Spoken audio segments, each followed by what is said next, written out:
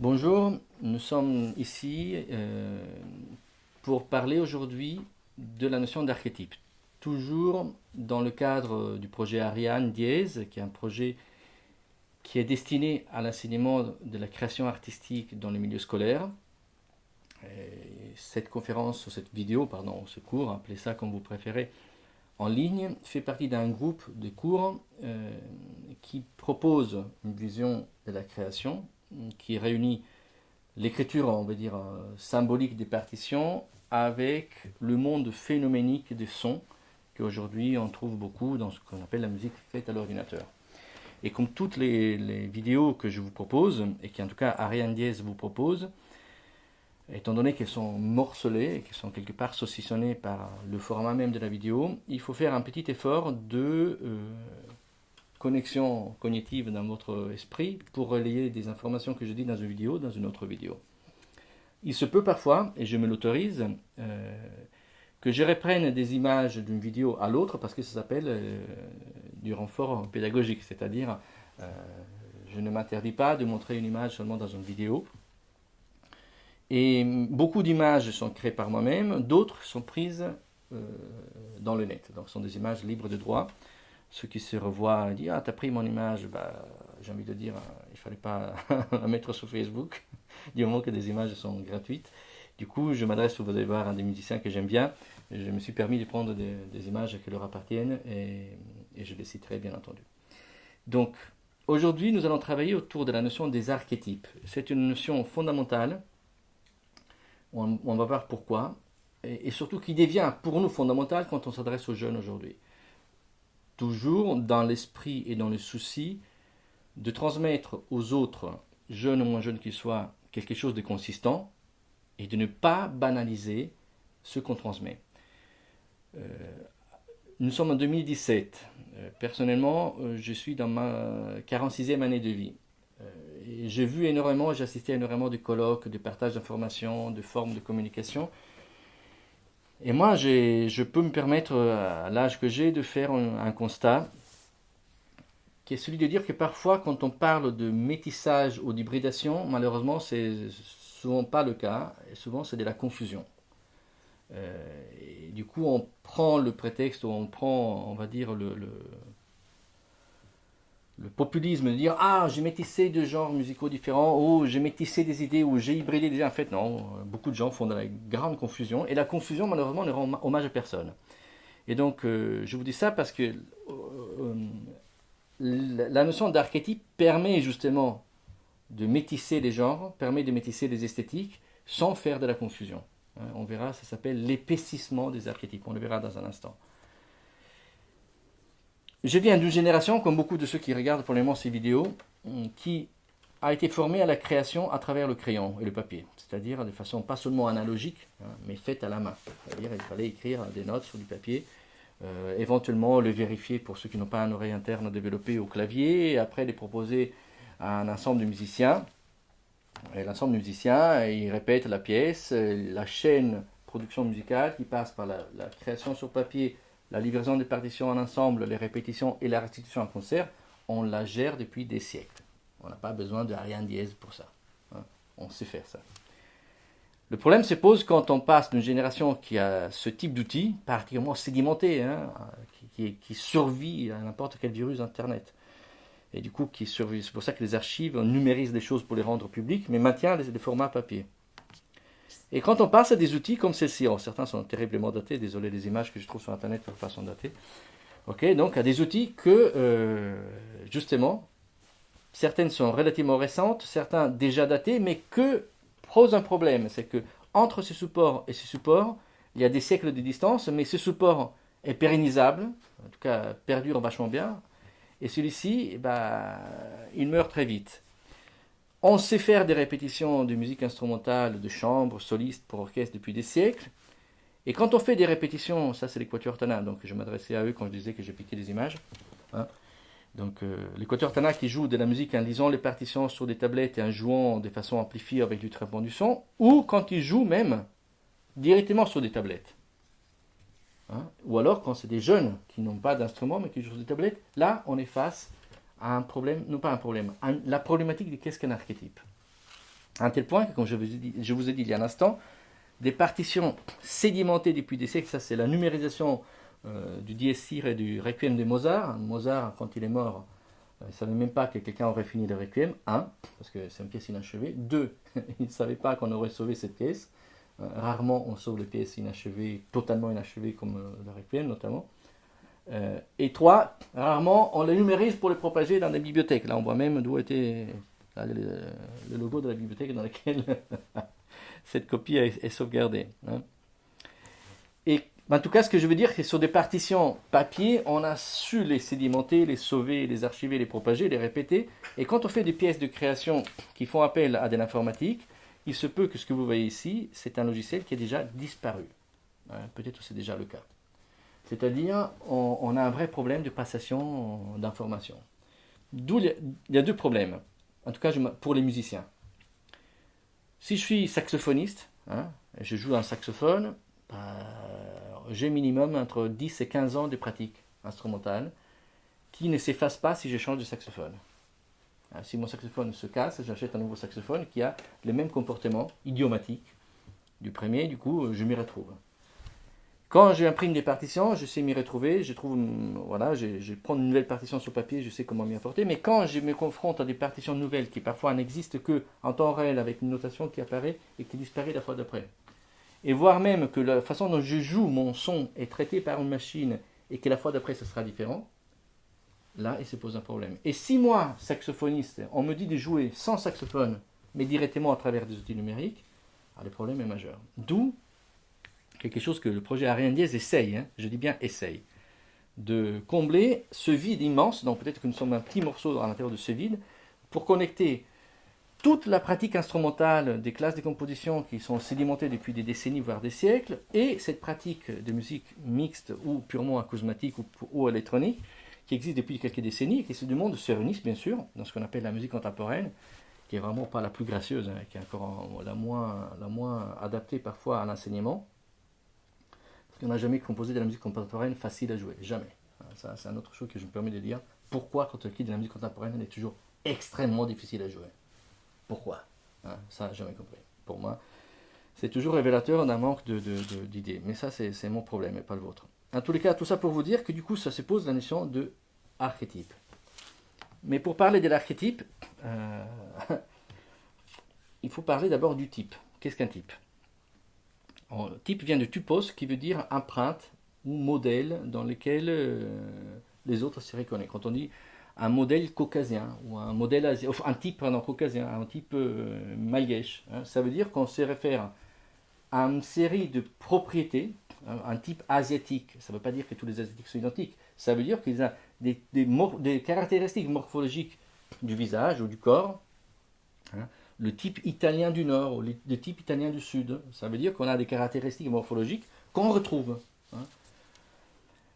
Donc un type, déjà, indique donc, un modèle originaire, quelque part, dans lequel il y a la notion d'empreinte. Ça, c'est très important. Vous allez voir pourquoi. Hein. Entre autres, je me permets de le dire, ce que nous sommes en train de voir suscite un très grand débat. D'abord parce qu'on maîtrise très peu le sujet, et ceux qui le maîtrisent sont cloisonnés. Donc quand la philosophie part des archétypes, étant donné que la philosophie est une discipline dure, elle n'a jamais changé d'axe depuis l'époque d'Aristote. Donc on va dire que l'archétype a été défini à un moment donné et ça n'a pas bougé. En psychanalyse, qui est une philosophie plutôt molle au sens qui s'adapte au contexte et aux époques, si on regarde Jung, qui était banni, voire même foudroyé par Freud parce qu'il avait introduit la notion d'archétype dans la philosophie, dans la psychanalyse, hein, et qui pourtant dans la psychanalyse on fait appel à la notion archétypale. Si on regarde la botanique, l'épistémologie, la linguistique, bref, si on regarde le monde qui investigue la notion d'archétype, vous allez voir que chacun dans ses disciplines est d'accord, mais dans les disciplines différentes, il n'y a pas d'accord. Donc, ce que je vous propose ici n'est pas une harmonisation du tout, parce que c'est impossible d'harmoniser les psychologues avec les philosophes ou les botanistes avec les épistémologues. Donc je laisse ouvert le débat.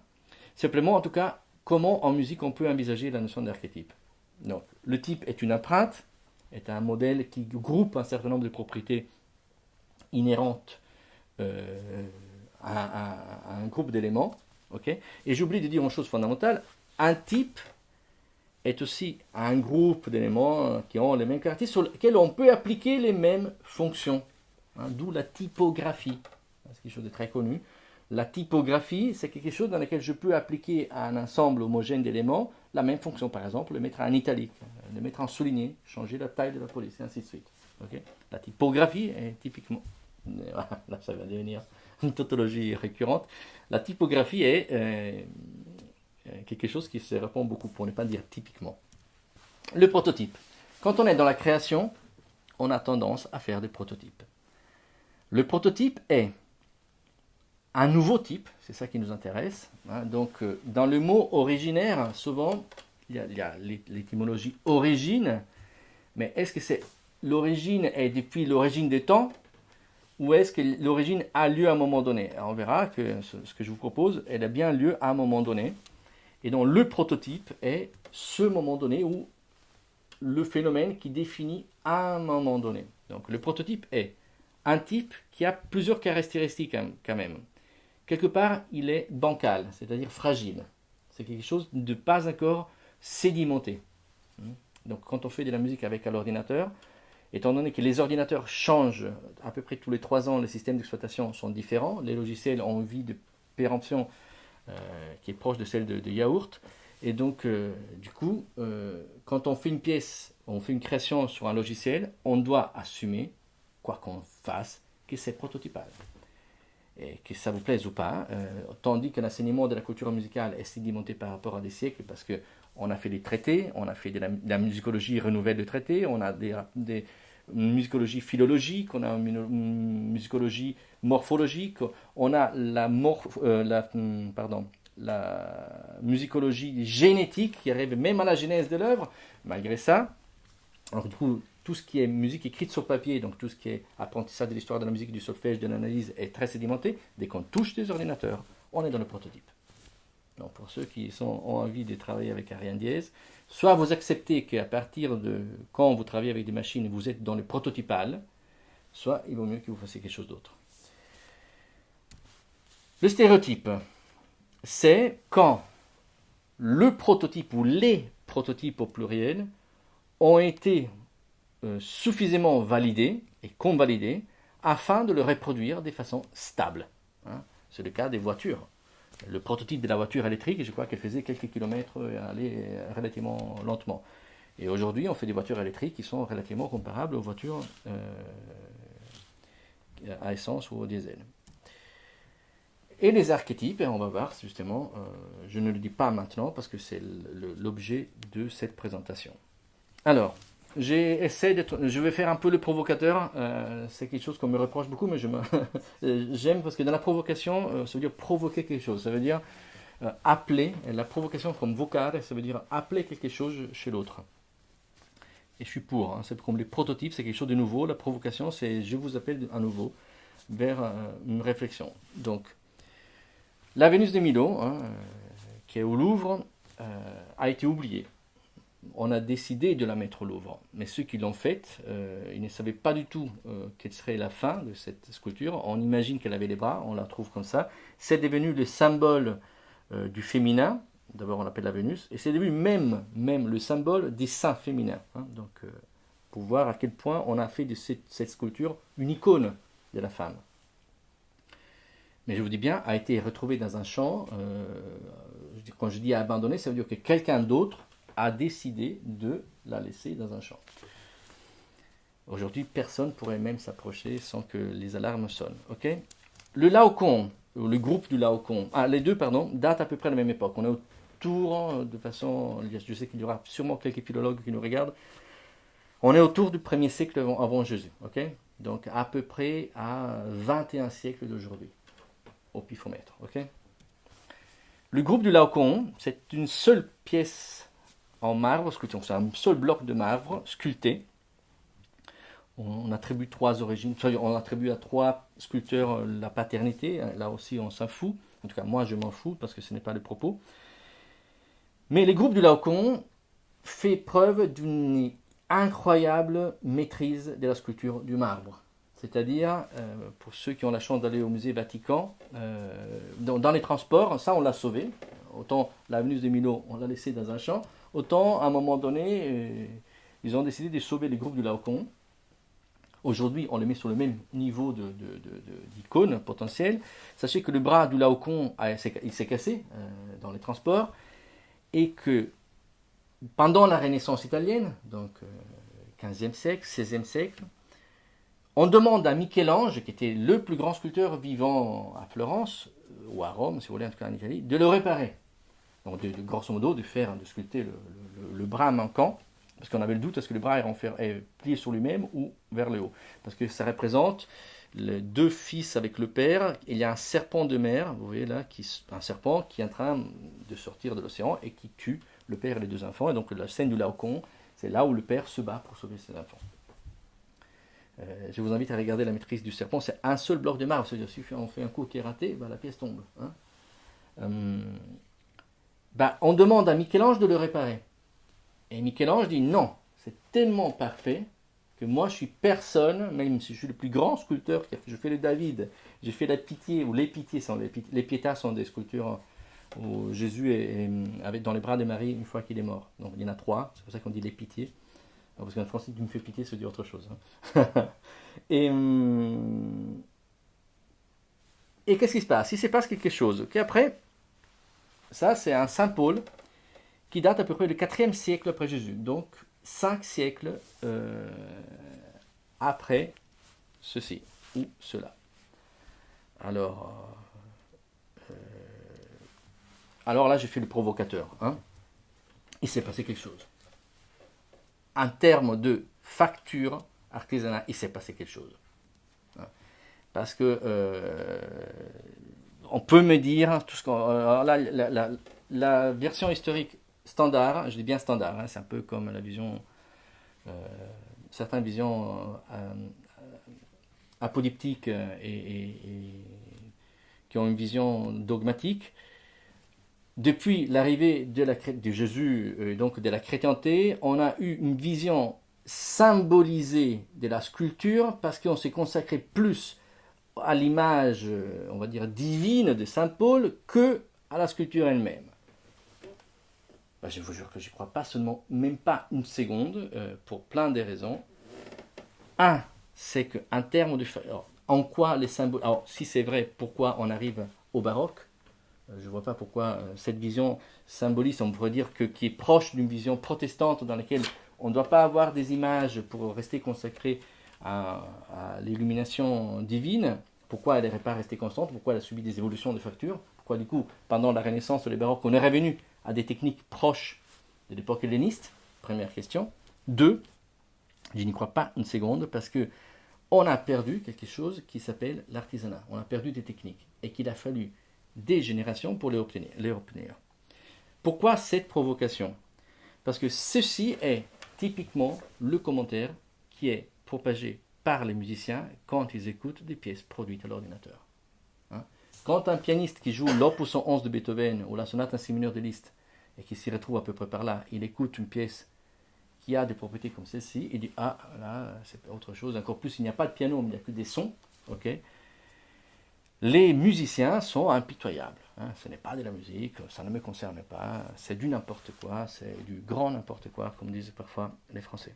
Nous avons 2 formes d'intelligence. L'intelligence dite collective, qui est celle qui nous appartient tous les jours, celle qui nous permet, en tout cas qui moi me permet de savoir acheter de l'eau dans un supermarché, de pouvoir mettre l'eau dans un verre et de boire, quelque chose de relativement simple comme action, pour moi en tout cas. Et je n'ai aucun souci sur l'hygiène de l'eau, je fais confiance à ceux qui l'ont mise dans une bouteille, et j'ai aucun souci que le verre tienne ou pas. Je fais confiance à ceux qui ont fait le verre. Or, je suis certain, et de la même façon que quand je vais acheter une baguette, je suis incapable, je sais comment produire du pain, je l'ai quasiment jamais fait, mais je suis incapable, entre la graine dans les champs, d'arriver à la farine, alors il me faudrait quelques années. Tandis que je vais dans la boulangerie et j'achète une baguette. Pour celui qui produit les farines, il y a toute autre problématique. C'est-à-dire qu'il n'est sûrement pas au courant des techniques de stérilisation de l'eau afin qu'elle arrive propre chez moi ou chez lui, mais il connaît la chaîne de fabrication de la graine, du maïs, ou je ne sais pas où, pour arriver jusqu'à la farine pour faire la baguette, de la levure. Et celui qui produit l'eau, qui gère le pH de l'eau, le niveau de bactéries existantes est suffisant pour ne pas nous tuer. Du coup, ce type d'intelligence permet que moi, compositeur, si je veux faire amuser le boulanger ou le producteur d'eau ou le producteur de maïs, je fais une musique qu'ils vont peut-être acheter pour leur supermarché ou pour leur boulangerie, okay, ou pour le concert. Et moi, je vais acheter leur baguette ou leur eau. Donc ce système qui nous permet d'avoir une organisation pragmatique de la vie fait qu'on appelle ça une intelligence collective. Dans la collectivité, on maîtrise toutes les compétences requises afin d'avoir la vie qu'on connaît aujourd'hui. Même si quelqu'un dit je suis vegan, du coup je ne mangerai jamais des œufs ou de la viande parce que ça ne m'intéresse pas, ces connaissances sont maintenues. Même dans les langues, dans certaines langues mortes on considère mortes, et dans lesquelles du coup il n'y a pas une pratique actualisée, on sauvegarde ça. L'intelligence collective est celle qui nous permet de maintenir les connaissances qu'on considère comme fondamentales, même je parle des langues mortes, ou même dans un pragmatisme. Moi j'ai des copains véganes qui ne veulent pas manger de la viande, c'est pas pour cela qu'on ne sait plus comment enlever des moutons, par exemple. Donc dans ce pragmatisme, on a la différenciation. Mais après on a aussi une intelligence connective, qui est non pas la plus oubliée, la moins considérée parfois. L'intelligence connective, c'est ce qui nous fait la connexion. Aujourd'hui, on pense que la connexion est forcément le Wi-Fi ou le câble. Non, la connexion est du moment que j'accède à une forme de savoir qui est quelconque. Donc les traités, les bouquins d'histoire, les traités d'harmonie, de contrepoint, les tutoriels des logiciels que les gens ne lisent jamais sont des exemples d'intelligence connective. C'est-à-dire que du moment que je décide de m'intéresser à un sujet, je veux fabriquer mon propre savon. Okay, autour de moi, je suis entouré d'un certain nombre de connaissances, je me connecte à ces connaissances et j'arriverai sur moi à produire un savon, ou une baguette, ou de l'eau. Ce que vous voyez ici, c'est ce que j'appellerais le temps chronométrique, non pas nécessairement chronologique et obligatoirement dans la chronométrie, donc le temps qui passe pour tous. Et ceci, ce serait une image issue de la FFT, en tout cas c'est la FFT générationnelle, c'est-à-dire les générations qui se superposent.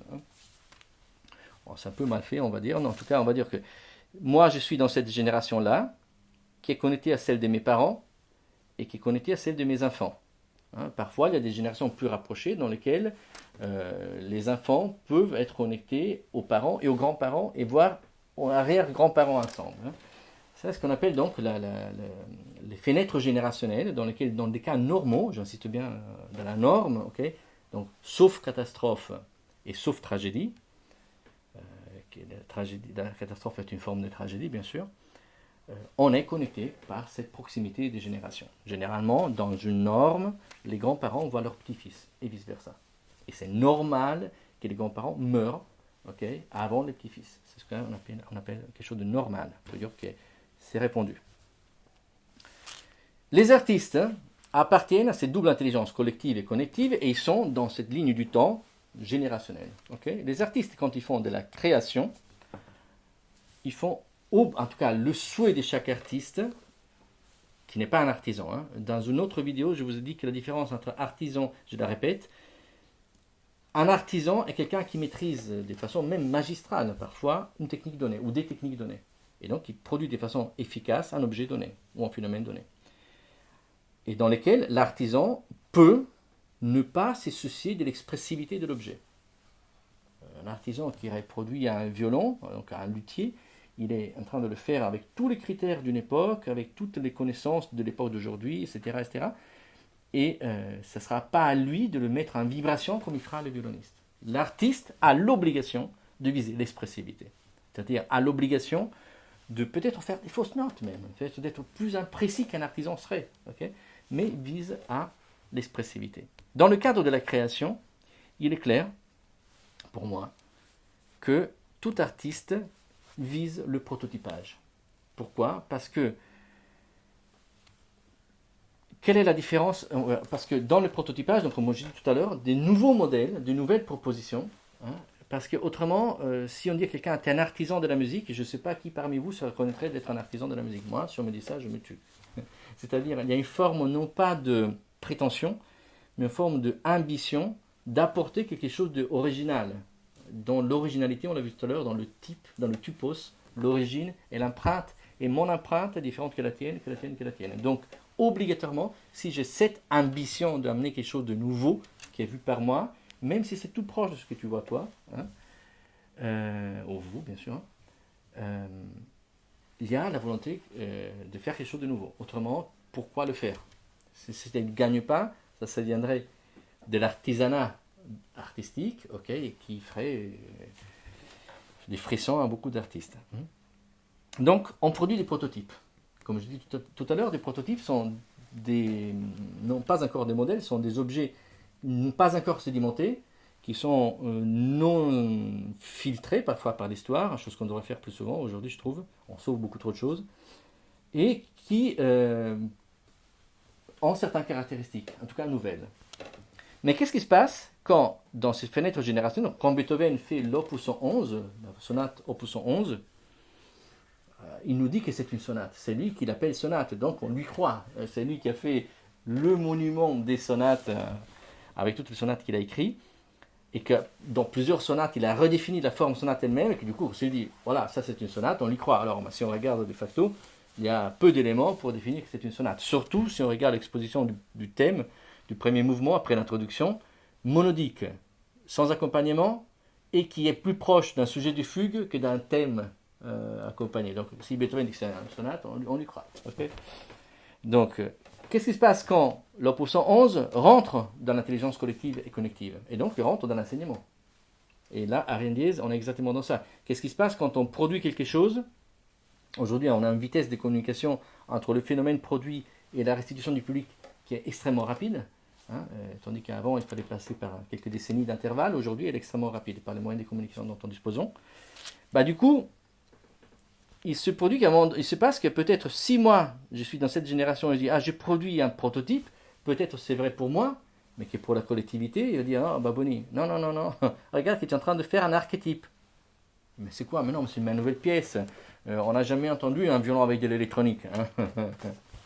Là, je me moque de Automoque et surtout de beaucoup de compositeurs qui, parfois, ignorent ça complètement, qu'il y a beaucoup d'artistes. L'artiste est forcément dans la propulsion de soi du prototype, c'est-à-dire dans l'ambition de créer des prototypes. Mais ce n'est pas certain que ce qu'il fait, c'est des prototypes. C'est en contact avec la société que la société décidera si c'est un prototype ou s'il appartient à des archétypes. Et heureusement.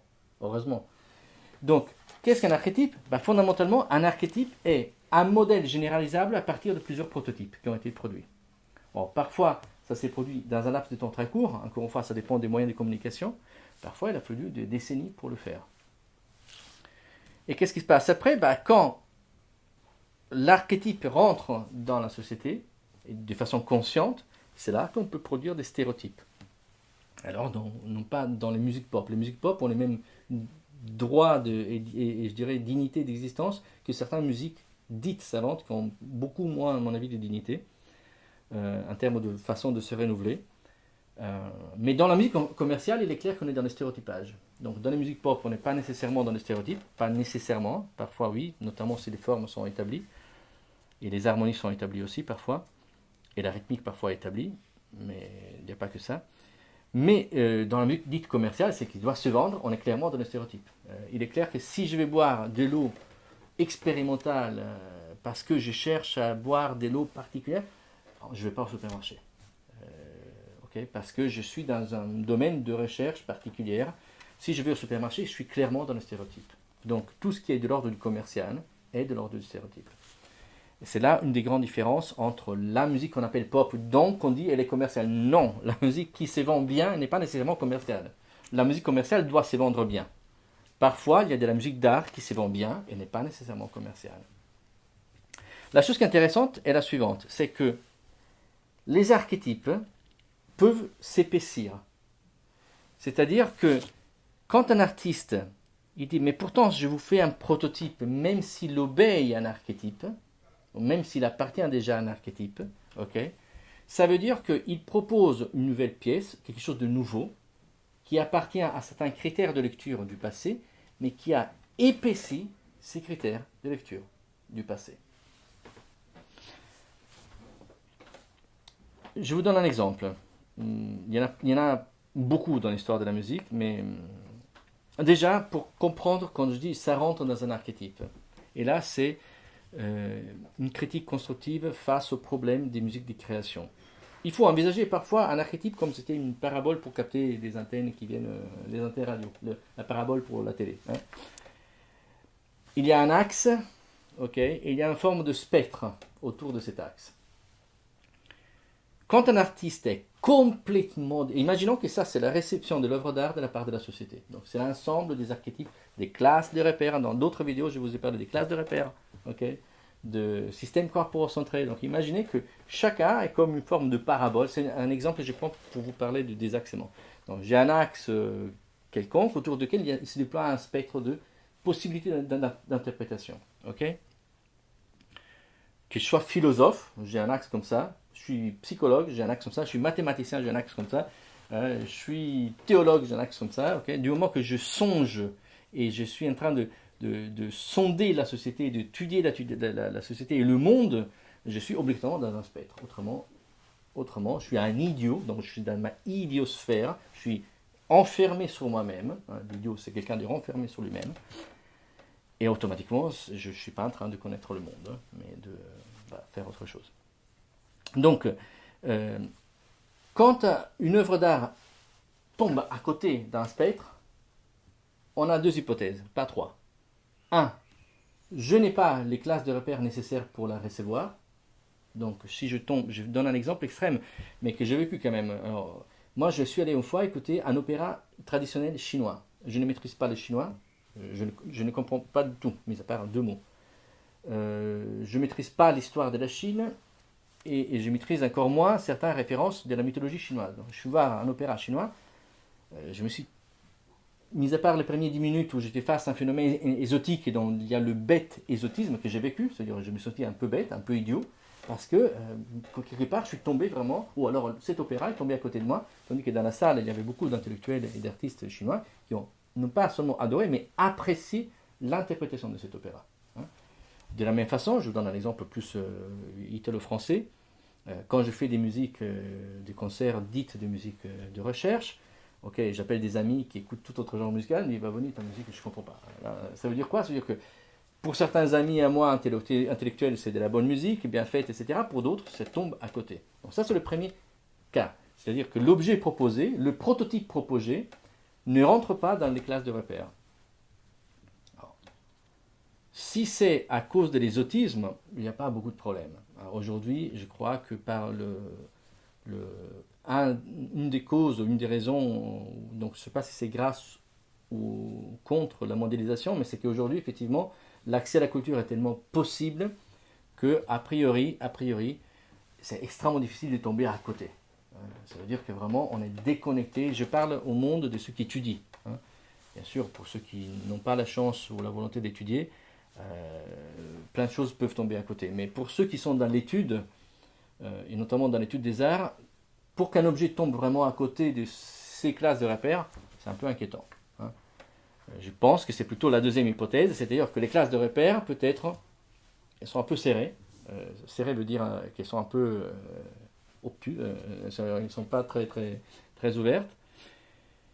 Mais en tout cas, ça c'est la première définition. Donc quand un objet, voilà, soit, et c'est ce que moi je pense de plus en plus, c'est que, pardonnez-moi un instant, ça m'égrate, c'est que soit que l'objet proposé est désaxé. Et là, c'est autre chose. Donc, ça ne veut pas dire qu'il tombe à côté de axé, parce que je pense que la société d'aujourd'hui, elle est plutôt axée avec un axe grand ouvert. Okay, soit que le prototype qu'on propose est désaxé. Ça veut dire que volontairement ou inconsciemment, je dirais plutôt, l'artiste qui est en train de proposer quelque chose n'est pas au courant de tout un tas de phénomènes anthropologiques, sociologiques, politiques qui touchent la planète. Pourquoi je vous dis ça? Parce que quand on enseigne la création avec l'ordinateur, donc à l'ordinateur, ça me gêne de dire ça, avec les technologies numériques, parfois c'est même pas un ordinateur, parfois c'est des capteurs, parfois c'est de la technologie embarquée, ce problème est permanent, la notion de désaxement. Est-ce qu'il suffit de faire un son pour que je fasse de la musique? La réponse, moi, est non. Est-ce qu'il suffit que je fasse exprimer un enfant pour que je sois dans la création? Non. Ça, c'est des exemples typiques de désaxement. Est-ce qu'il faut connaître les archétypes musicaux ou les archétypes culturels de la musique afin de faire de la création? Oui, ça c'est sûr. D'où pour moi l'importance, et je reviens à cela, la provocation. Okay. Qu'est-ce qui s'est passé entre le 1er siècle avant Jésus et à peu près le 4e siècle après Jésus en Europe? Donc du coup, dans les fenêtres générationnelles, il s'est passé quelque chose. Il y a eu quelques générations qui ont été coupées. Il y a eu il y a eu l'Empire romain qui était une forme odieuse sans doute, mais néanmoins, elle garantissait une forme de transmission de la connaissance. C'est-à-dire qu'elle était odieuse parce que c'était un empire, okay, donc c'est comme les royaumes, c'est comme toute forme de dictature. Mais néanmoins, j'insiste, il y avait une forme de communication, de transmission. Donc il y avait une communication qui était permise entre... quand les soi-disant dites invasions barbares, c'est-à-dire quand l'Empire romain est tombé, clairement il y a eu un ouragan de guerre interne à l'Empire qui avait bien d'autres préoccupations que de transmettre comment on sculpte du marbre. Il y avait peut-être bien d'autres préoccupations et qui ont fait qu'il y a eu une coupure générationnelle entre des pratiques existantes et ceux qu'on a su faire après. Le problème qu'on voit ici, du coup, je pense que la vraie explication de ce changement de technique, ce n'est pas la volonté de sublimer Saint Paul. Pourquoi, je ne vais pas revenir sur cette polémique qui me gonfle à chaque fois. Mais il n'y a pas seulement une volonté peut-être de symboliser plus, donc de s'amplifier pour moins décorer, si on veut, mais il y a aussi une véritable perte de transmission du savoir. Okay, donc là, c'est ce qui se passe aujourd'hui. Aujourd'hui, nous avons des classes qui enseignent l'écriture musicale, qui est pratiquement déconnectée de l'informatique musicale. Or, parfois, ça arrive dans les mêmes conservatoires qu'il y ait les mêmes enseignements. Mais je vous dis avec connaissance de cause, les classes d'écriture ne communiquent pas avec les classes d'électroacoustique. Les classes d'électroacoustique ne communiquent pas avec les classes de composition et d'écriture. C'est un fait, c'est un phénomène, et c'est pas la peine de se voiler la face. Du coup, quand je vous dis on part de métissage, je ne veux pas être vulgaire, non. Il y a un cloisonnement qui est encore plus fort parfois à l'intérieur des conservatoires. Et ce métissage, qui au contraire a lieu dans la tête des jeunes. Parce que je parle en tant que père d'adolescents qui écoutent tout genre de musique, en ne mélangeant pas les genres, mais en les mettant sur un même plan d'écoute. Donc, la question de l'archétype est exactement là. Il faut que quand on enseigne la composition, il faudrait en tout cas que quand quelqu'un se situe comme formateur pour des jeunes, puisse bien clarifier l'axe de ces classes de repères, l'axe des archétypes qu'il met en place. Et idéalement, si cette personne pouvait donner des points de repère afin que les jeunes puissent avoir des classes de repères qui se constituent, ça serait génial. Comme ça, on ne serait pas en train de dire « je suis un génie parce que je fais un son avec un ordi » ou parce que je fais un son tenu au violon. Parce que ça, on serait qu'on l'a déjà fait. Et que du coup, on est dans la stéréotypisation. Et ça serait important et intéressant. Et ça permettrait de créer un pont avec tout l'apprentissage du passé qui pour moi reste absolument incontournable. Mais tout l'apprentissage d'aujourd'hui qui reste aussi incontournable. Alors, il y a des volontés parfois issues des grandes psychoses frustrantes ou des frustrations psychosantes, appelez ça comme vous voulez. Beaucoup de classes électroacoustiques, par manque de connaissances de l'écriture, ils développent une psychose contre l'écriture, qui est pathologique, je parle bien des psychoses, et j'en connais un paquet. Et ceux qui savent écrire pour orchestre, pour ensemble, pour à cordes, qui ne savent pas gérer du code, qui sont aussi psychosés eux-mêmes parce qu'ils n'ont pas... J'espère qu'en 2017, cette psychose se soigne avec tout simplement un partage des connaissances, vu qu'aujourd'hui, ce partage se fait entre autres par des vidéos. Donc, pourquoi je vous dis ça? Parce que autant... Un psychosé des 40 ans, quelque part, c'est son problème, parce qu'il a les moyens de se former tout seul aujourd'hui. Mais un jeune, quand on s'adresse à des jeunes, le formateur a un devoir déontologique de ne pas créer des psychoses. Donc de ne pas créer des faux artistes simplement parce que quelqu'un a fait une séquence avec GarageBand, et du coup il dit « Ah, t'es génial parce que tu fais une séquence rythmique. Okay » Et de ne pas non plus mépriser quelqu'un qui jouerait effectivement une clarinette et qui passe des heures à faire un passage mozartien parce que ça lui plaît et qui ne s'intéresse pas aux tablettes numériques.